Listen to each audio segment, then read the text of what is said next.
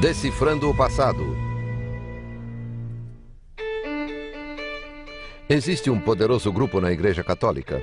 We are God's hands. We are the people to do God's work. Chama-se Opus Dei. This Pope was pointing his finger at this group and saying, this is the way to go. No livro O Código da Vinci, eles são retratados como vilões. It hurts me to see my family of Opus Dei be treated like some kind of mafia, which is ridiculous. Já foram chamados de grupo secreto e seita. You give up your life, you give up any money, you give up everything. It was a fear of hell that allowed me to stay for so long. Foram atribuídos a eles rituais de autoflagelação. I don't do it because I like it. I do it because I dislike it. Isso forçou o Opus Dei a se pronunciar. We have a message that society wants to hear. We want to get our message across. Qual será de fato a verdade sobre o Opus Dei?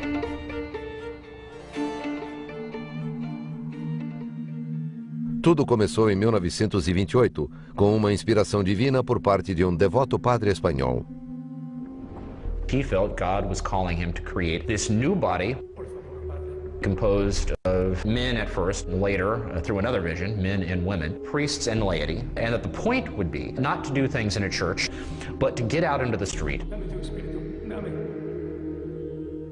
Seguindo o chamado de Deus, o padre José Maria Escrivá formou um novo movimento católico, ao qual mais tarde chamaria de Opus Dei, que em latim significa obra de Deus. Mas mesmo depois que seu polêmico fundador foi canonizado em 2002, muitos americanos não conheciam o Opus Dei. Isso até o Código da Vinci ser publicado um ano depois. Esse romance é uma grande conspiração fictícia que mistura arte, cristianismo, história e assassinato. Escrito por Dan Brown, o livro vendeu mais de 40 milhões de exemplares pelo mundo. It's one of these very entertaining, fantastic, wild sort of page turners that, is fun to read when you're on an airplane for 2.5 hours. Brown inventou que oculto nas obras de arte do grande mestre italiano Leonardo da Vinci há um código que revela segredos poderosos. Nessa ficção, Maria Madalena teria dado à luz um filho de Jesus Cristo, segredo que por séculos a Igreja teria ocultado. Inconceivable, preposterous, the things that he says put as facts in the book about history. The sad thing is that many people get confused in this kind of type of faction, this mystery of fact and fiction, and people can't distinguish. Nessa mistura de fatos e ficção está o modo como o romance retrata o Opus Dei. O Código da Vinci associa uma sinistra conspiração global às lideranças do grupo. Seu líder é retratado como um vilão diabólico. No centro desse complô macabro está um violento monge do Opus Dei, que não hesita em matar.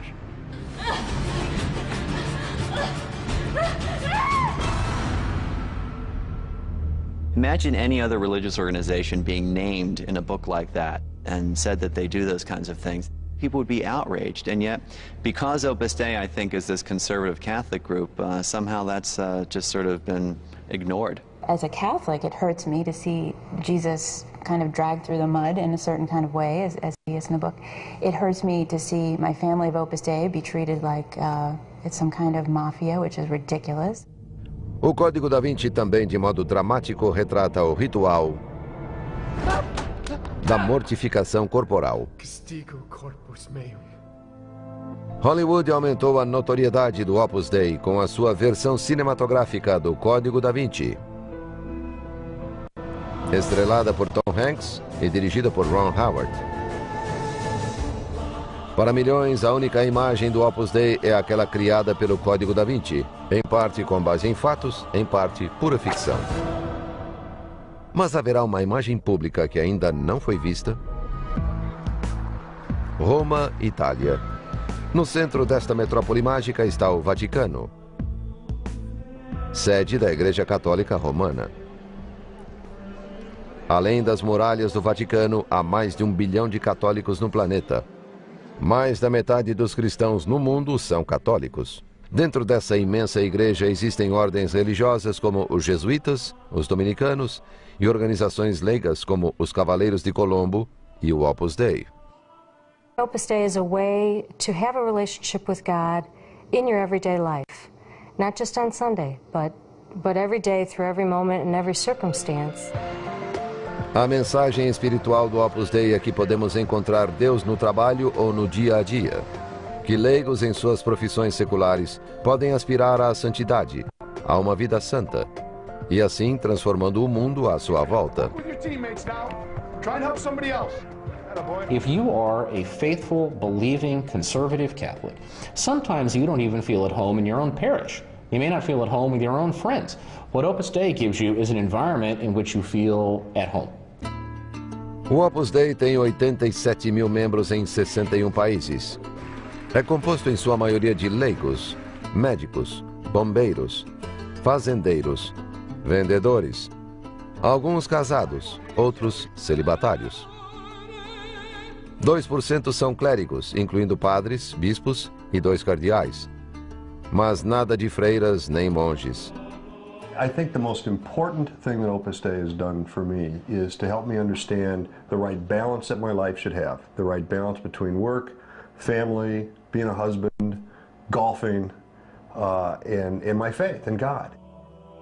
Esses católicos profundamente piedosos seguem uma rigorosa rotina diária de missa, oração e formação espiritual. It's not signing up at, a health club. Being a member of Opus Dei is a divine vocation, so God calls that person. Many people come into contact with Opus Dei, attend their activities, and don't join, because it isn't for everyone. John Allen é correspondente no Vaticano da revista Repórter Católico Nacional e autor de um livro recente sobre o Opus Dei.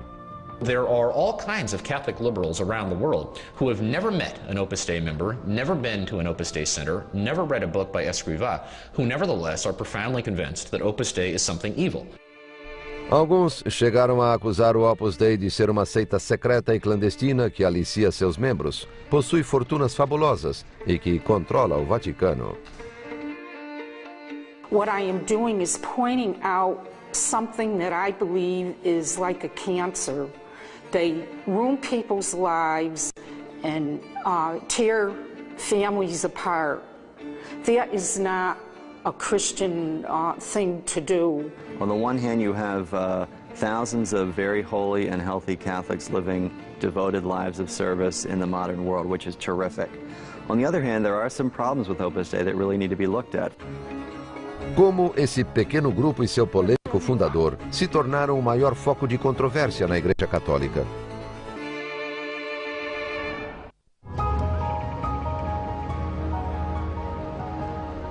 Vaticano, setembro de 2005. Em um nicho externo da Basílica de São Pedro, uma estátua de mármore de 5 metros do fundador do Opus Dei, São José Maria Escrivá, foi inaugurada e abençoada pelo Papa Bento XVI durante uma cerimônia especial. O prelado do Opus Dei e seu vigário-geral em todo o mundo é o bispo espanhol Dom Javier Echevarría, membro desde 1948, além de amigo e secretário particular de São José Maria. Così si comportava con il terra e così fa adesso in cielo con la perfezione propria delle anime che godono della visione di Dio. L'immagine che oggi contempliamo ne è un segno eloquente. Personagem de grande magnetismo, São José Maria e a história do Opus Dei são inseparáveis. Espanha, país europeu de 42 milhões de pessoas, 90% das quais católicas. Em 1902, José Maria Escrivá de Balaguer nasceu em uma piedosa família católica. Na adolescência, Escrivá entrou para o seminário e, aos 23 anos, foi ordenado padre. He was a person with a tremendous faith able to do anything to accomplish or to follow that faith. O fato culminante na vida do jovem padre ocorreu em 2 de outubro de 1928. Durante um retiro em Madrid, ele ouviu badalar de sinos e foi agraciado com uma visão. Ele acreditou ser uma intervenção divina. Essa visão se tornaria o Opus Dei. Amo al Opus Dei con todo mi corazón. en cuanto es un instrumento para servir a la Iglesia, para servir a las almas, para contribuir a la paz y a la felicidad de las criaturas todas, al bienestar del mundo, también material. Per fare un'opera della portata dell'Opus Dei aveva bisogno di strumenti forti. Per far palanca bisogna che ci sia una barra di acciaio, no? Però era al tempo stesso molto umile. Em 1933, José Maria criou o primeiro centro do Opus Dei em um pequeno apartamento em Madrid. A Academia DYA tornou-se uma residência universitária e local de atividade apostólica. Hardly anyone was joining Opus Dei, and those who did, some of them didn't stick around. And he's talking about Opus Dei as something that God has given to the church and that will last for centuries and forever. He's just a Spanish priest living in Madrid with a handful of people around him. And now that takes incredible faith. Enquanto José Maria lutava para manter seu pequeno grupo, a Espanha mergulhava no caos. Disputas políticas, econômicas e culturais dividiam os espanhóis. A perturbação degenerou em guerra civil. July 1936. The Spanish Civil War became a proving ground for Nazi Germany, Fascist Italy, and Soviet Russia. Os nacionalistas, conservadores e católicos em sua maioria, liderados pelo generalíssimo Francisco Franco, rebelaram-se contra os republicanos comunistas, cortando a Espanha em duas metades. In the Republican side, priests were persecuted. That is a fact, and they were killed. Seguiram-se brutais perseguições religiosas. Igrejas foram incendiadas, clérigos chacinados. You're coming out of a period in which anybody who was a practicing Catholic in Spain probably had the experience of having to step over bodies to get to church. There were 4,000 priests who were killed, dozens of bishops, hundreds of sisters, in some cases lined up against walls in very public ways and shot to death by the Republican forces. Forçado à clandestinidade, José Maria viveu como refugiado em meio ao terror e sempre em fuga. Encontrou abrigo neste sótão e fez-se passar por paciente em um asilo por 5 meses. Secretamente, celebrava missas e ouvia confissões. He was carrying on his apostolic work as if nothing had happened. That he had the sense that he was doing something God wanted him to do and that nothing could stand in his way. Em março de 1939, os nacionalistas emergiram vitoriosos. Franco assumiu o poder como ditador e governou a Espanha brutalmente por 36 anos. People had paid in their own blood for their fidelity to the church. And so there was an enormous upsurge of Catholic pride, and there was an enormous upsurge of Spanish nationalism tied in the symbol of Franco. São José Maria e o Opus Dei já foram acusados de apoiar o regime fascista e repressor di Franco. È logico che i vescovi o che la Chiesa a un certo momento fossero più propensi a quelli che non li attaccavano. Questa è la realtà, no? Non è nessuna opzione politica, è una opzione di sopravvivenza della fede. I think the fairest thing you can say is that Escrivá was neither pro-Franco nor anti-Franco.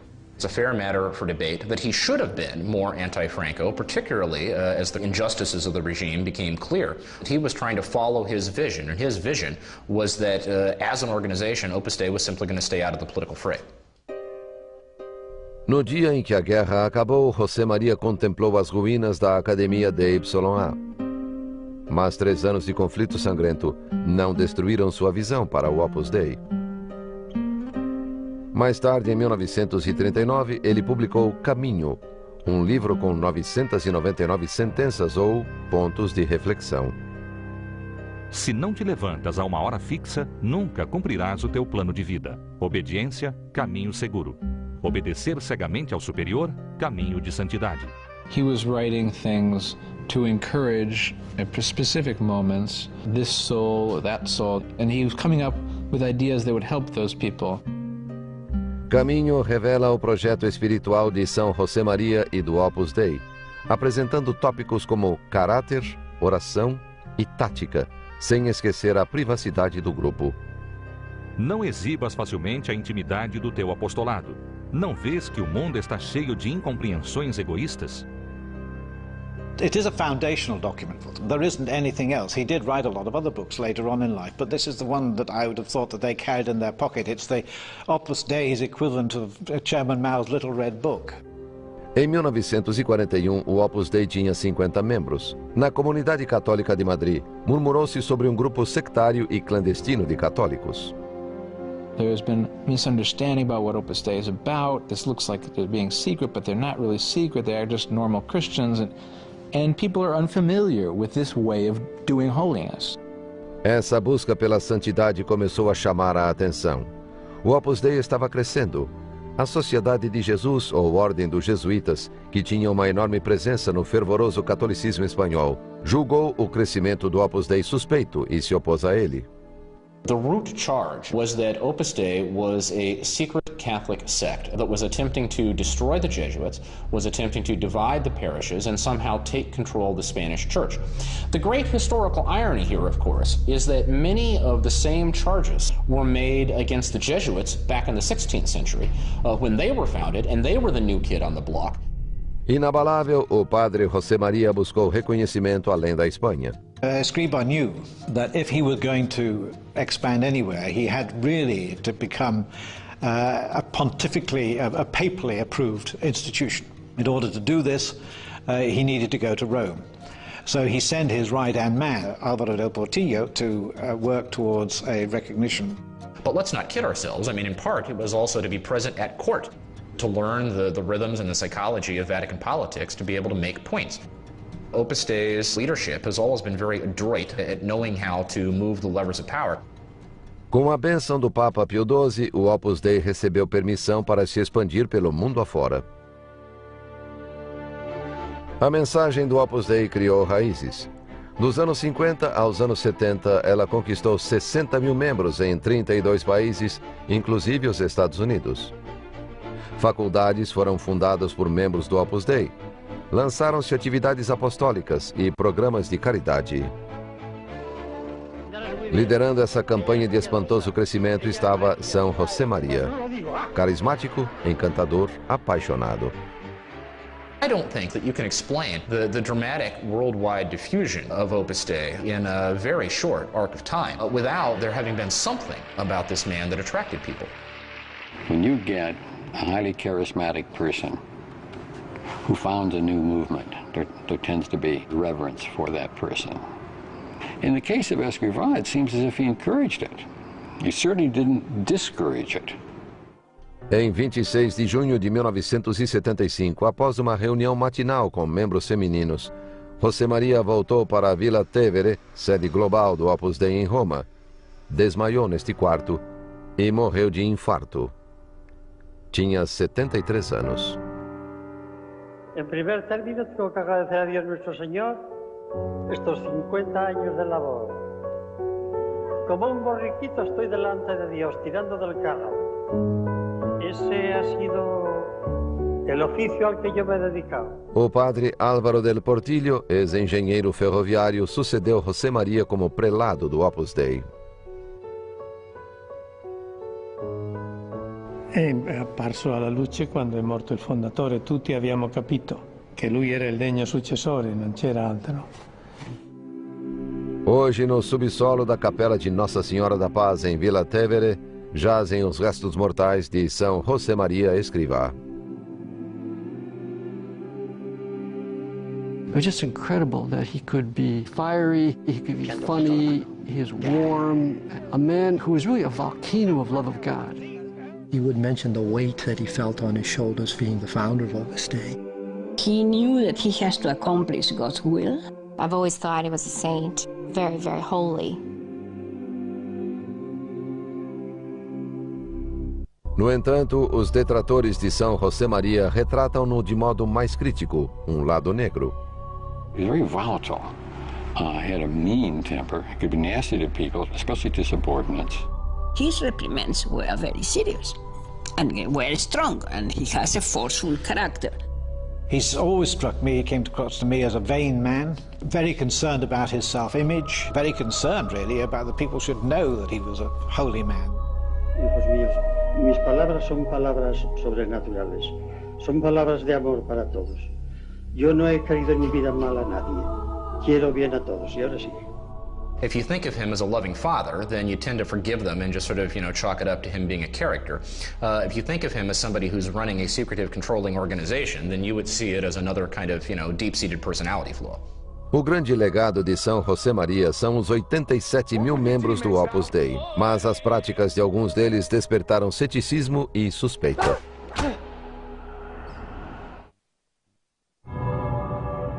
Entre os 67 milhões de católicos norte-americanos, há 3 mil membros do Opus Dei. Esses católicos conservadores são pouco numerosos, porém tão normais quanto os seus vizinhos. I'm a wife, I'm a mother, I'm a plastic surgeon, and I am a member of Opus Dei. I am Vice President of Human Resources. I'm a college president. I'm an educator, a coach. I'm a retired guy, I'm an engineer, I run around a lot. You get the full gamut, I think, of personalities and professions. The one thing we have in common is we want to live our faith on a serious basis every day. Como alguém se incorpora ao Opus Dei?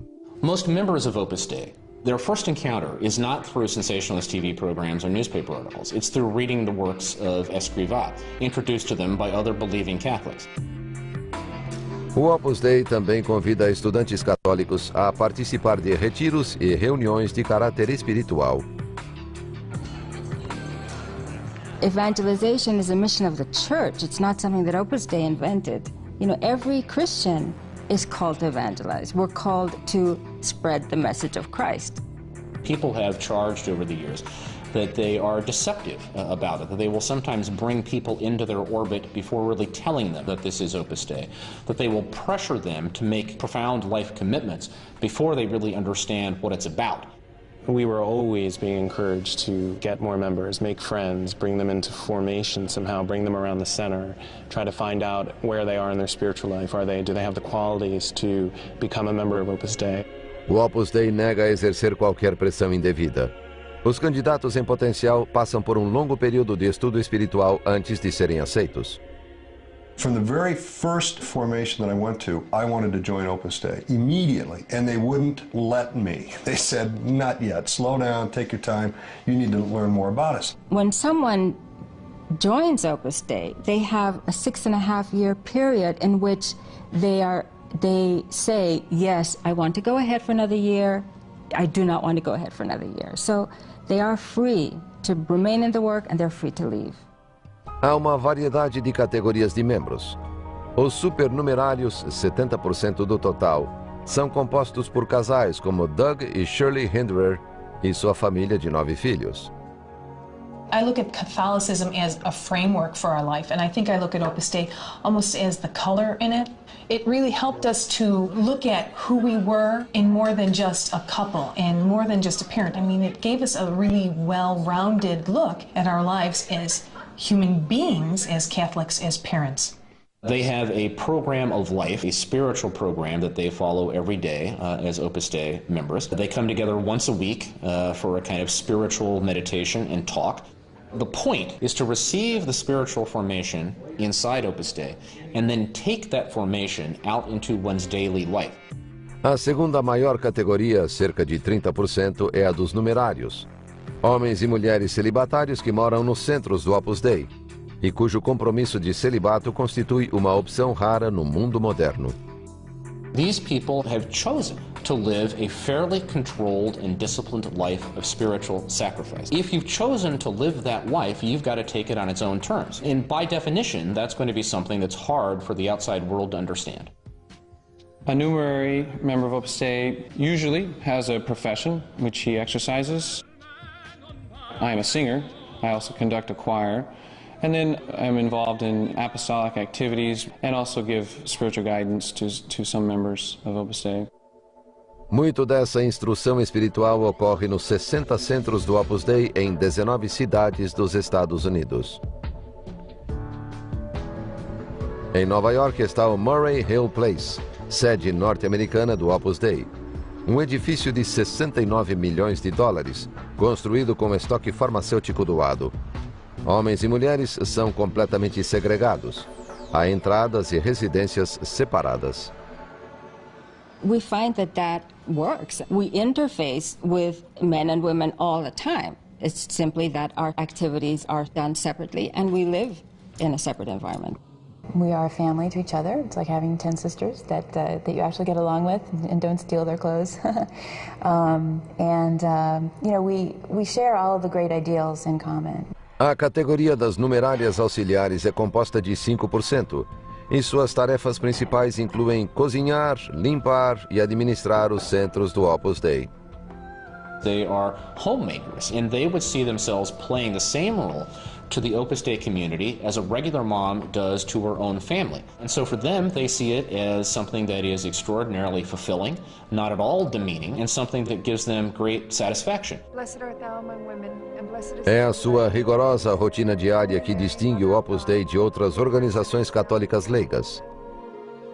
Os membros assistem à missa e comungam todos os dias. A oração é constante. Holy Mary, Mother of God, and at the hour of our death. Os membros recitam uma oração exclusiva do Opus Dei em latim, chamada Preces. Os numerários são os soldados espirituais na vanguarda do Opus Dei, à disposição da prelazia em tempo integral. Deles se espera mais que sua dedicação. Eles também precisam contribuir financeiramente para a manutenção da prelazia.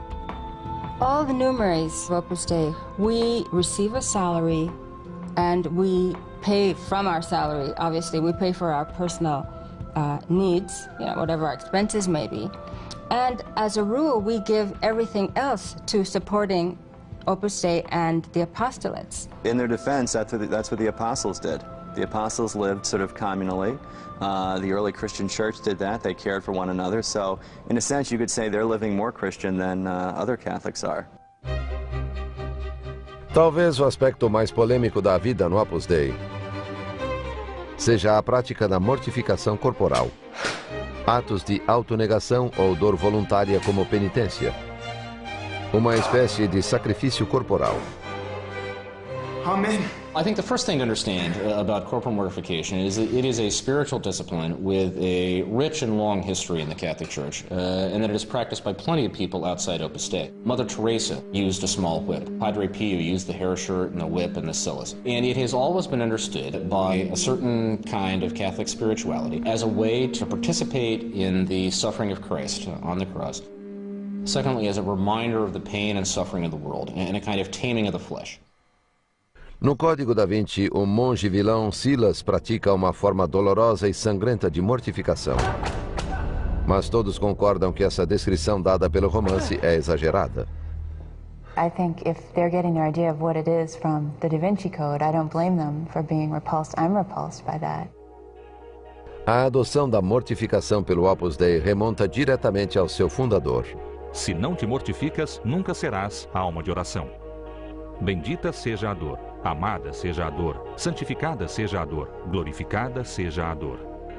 Simples mortificações incluem sacrifícios diários como jejum, banhos frios ou dormir no chão ou sobre tábuas sem travesseiro. A mortification is basically doing something that you really don't want to do, but you do it for the glory of God. Mas são as formas extremas de mortificação praticadas por alguns numerários que suscitam mais críticas. These are the corporal mortification instruments that are used in Opus Dei. This is the discipline. They use it on their bare buttocks while they recite a Hail Mary. The cilice is like a barbed wire chain. They tie this around their thigh. They're encouraged to tie it tightly so that it digs into the skin. And they wear this for 2 hours every day except Sundays and feast days. It's meant to be uncomfortable. That's the point of it. It's not something that, is meant to give one pleasure. We do something hidden that nobody sees, that we don't complain about, that doesn't bother us very much, and we offer that to God.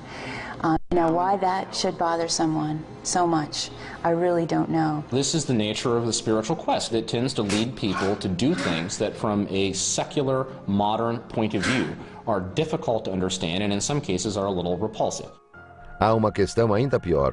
A mais incendiária acusação contra a prelazia, a de que o Opus Dei seria uma seita. Recentemente, o Opus Dei tem sido acusado de ser uma seita secreta e perigosa. Quase todas as críticas concentram-se no estilo de vida dos fidelíssimos numerários que moram nos centros do Opus Dei. A correspondência deles é censurada. Suas escolhas quanto a livros, filmes e entretenimentos requerem aprovação. It's a controlled environment. It's an environment in which you're seldom by yourself. I started questioning in my own mind to what extent Opus Dei exerts influence and controls your life and your thinking and everything. It was a fear of hell that allowed me to stay for so long. I've been told this was a divine vocation, and within the context of the church, if you abandon your vocation, you go to hell. To have blind obedience and you're getting to the point where you don't question, there's where the cult difference comes. That's where it can get destructive and it's harmful to the individual.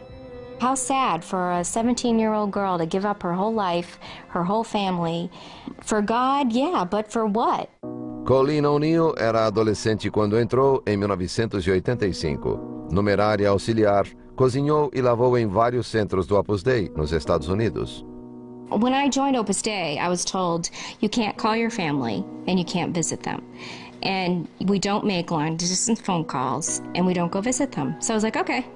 And so I didn't do that. When one takes on a commitment, especially if one has a celibate commitment to go anywhere and do anything for the service of God, that they may not be as available to their families as they were in the past. And my parents freaked out, like, what the heck is going on, you know? How come you're not calling us? How come you're not visiting us? When I hear these stories from parents of children that have joined Opus Dei that have been cut off from their parents, I'm horrified.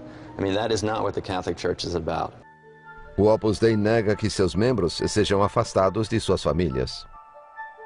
They have another family too that they have acquired by free choice. They have commitments to that family and they have to balance them like any married person who gets married and has to balance two families.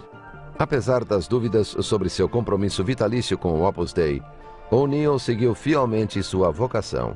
I'm in this forever because you think God called you to this and you know, come hell or high water, you're going to be faithful. You're going to stick it out for the rest of your life. When you're dealing with the cult dynamic, there's total control of information, not only externally in the physical environment, but there's internal control in terms of one's communication with oneself. You don't have the psychological freedom to leave, and that's almost like being in a prison that you don't know you're in, and you can't get out. Depois de 20 anos dentro do Opus Dei, O'Neill tomou uma decisão drástica. I learned, hey, I'm under mind control here, and this just isn't right. And if my vocation was not from God and is not supernatural and divine, then what am I doing here? Em abril de 2005, O'Neill desapareceu. A polícia pensou que ela fora raptada. Na verdade, ela estava em um hotel com uma desprogramadora de membros de seitas contratada pela família dela. Colleen was a very typical intervention. She was disturbed inside, wanting to have some freedom, but at the same time not wanting to leave the group, not wanting to leave doing God's perfect will in her vocation. You give up your life, you give up any money, you give up everything, absolutely everything. And once you're in, you're constantly reminded you gave everything to God. It's true that there are people who have suffered because the question of vocation is often a question that involves the deepest, most intimate part of their being, and it's a tough question. And I really sympathize with them because at times they can put their whole life into a task and then they see it's not for them. Estas são Diane e Tammy DiNicola. Em 1987, Tammy era caloura na faculdade de Boston, onde foi convidada para o Opus Dei, do qual foi membro por 2 anos e meio. When I was a member, I was required to fill out a statistical sheet about all the people that I was working on to join, and I had to hand that in every month and check off, you know, has this girl been to confession with an Opus Dei priest? Have you talked apostolically with her? Tammy, como a família de Colleen, recorreu a desprogramador de membros de seitas.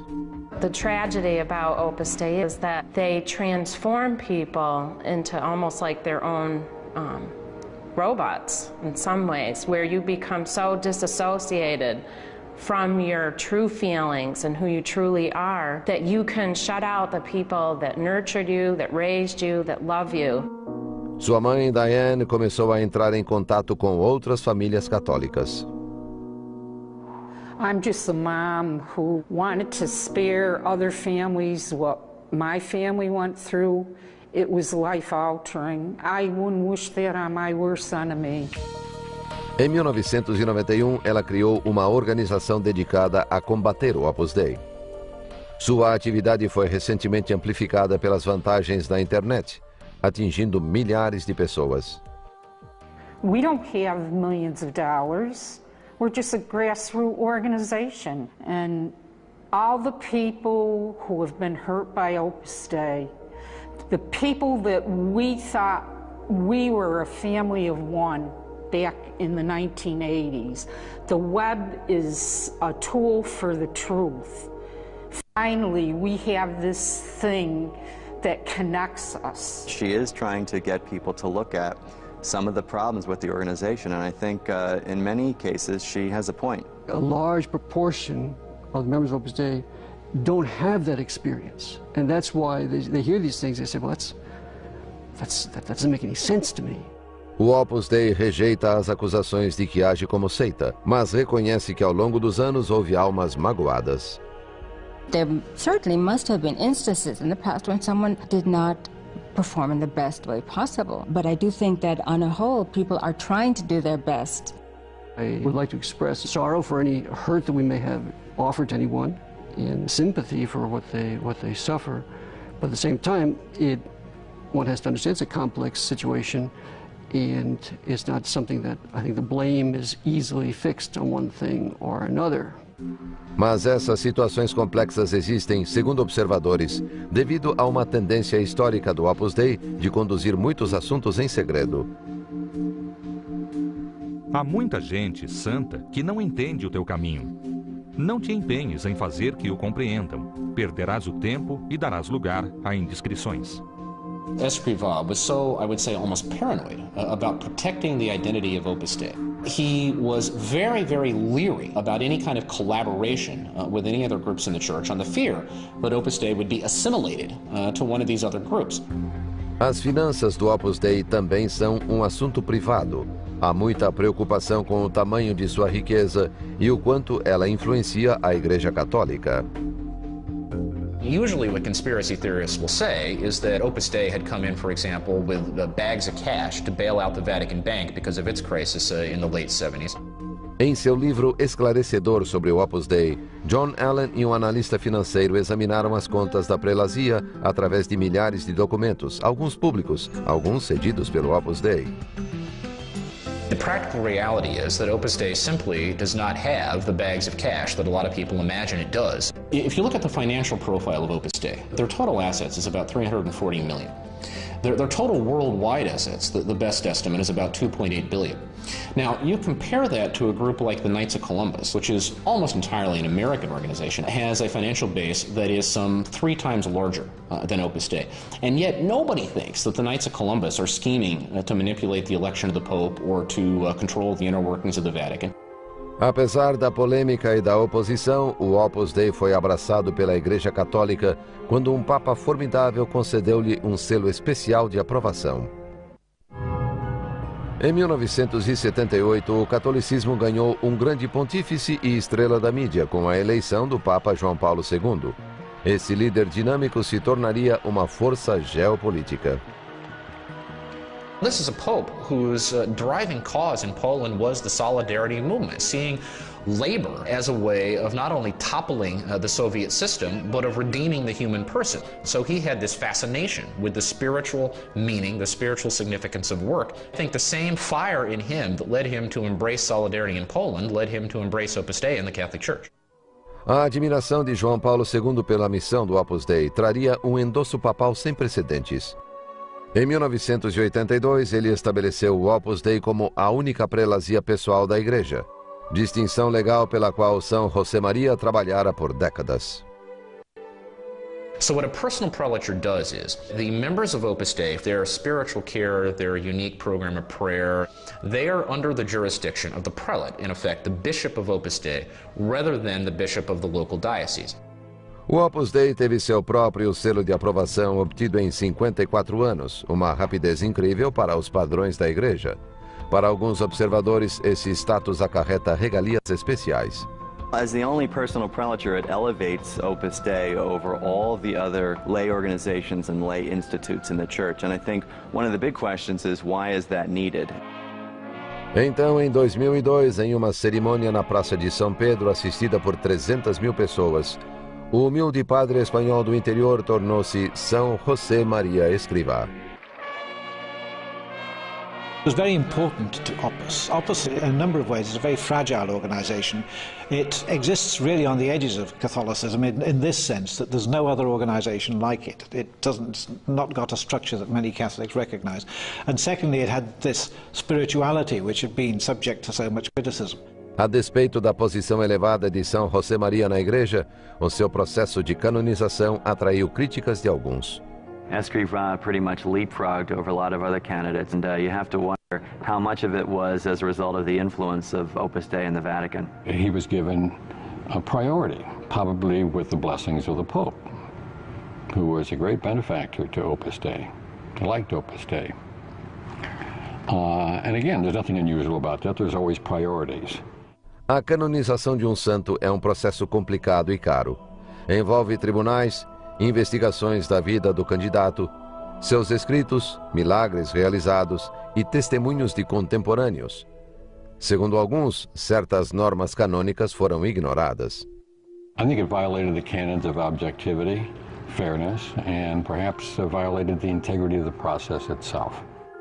When you conduct these tribunals, you must, under canon law, search out and find critics of the candidate.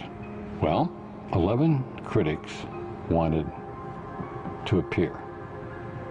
Only one was allowed.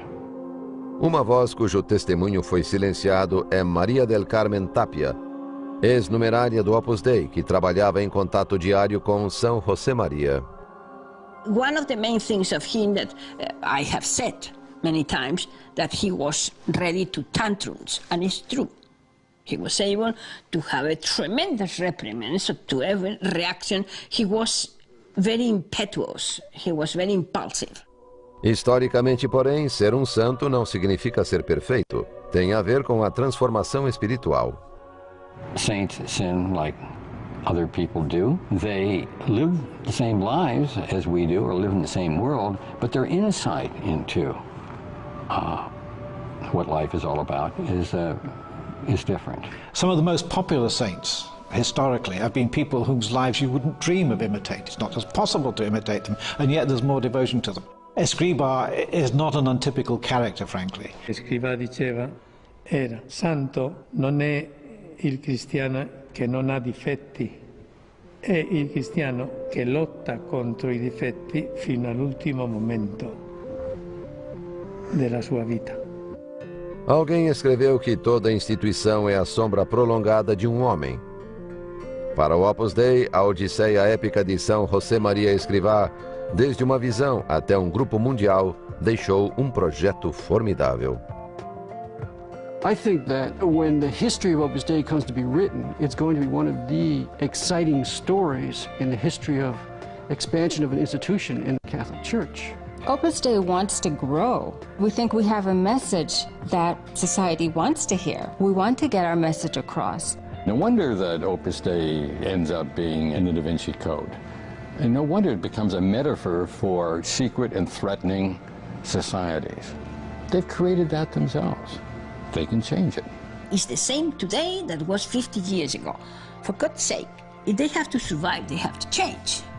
Because life is a constant change. Certainly we've learned many things over these last 50 years of doing Opus Dei in the United States. We're doing a lot better, we're learning many things, and I hope that problems will diminish. Opus Dei is saying that the conversion of the secular world can't be done by a caste of people wearing Roman collars, standing on the outside and wagging their fingers at it.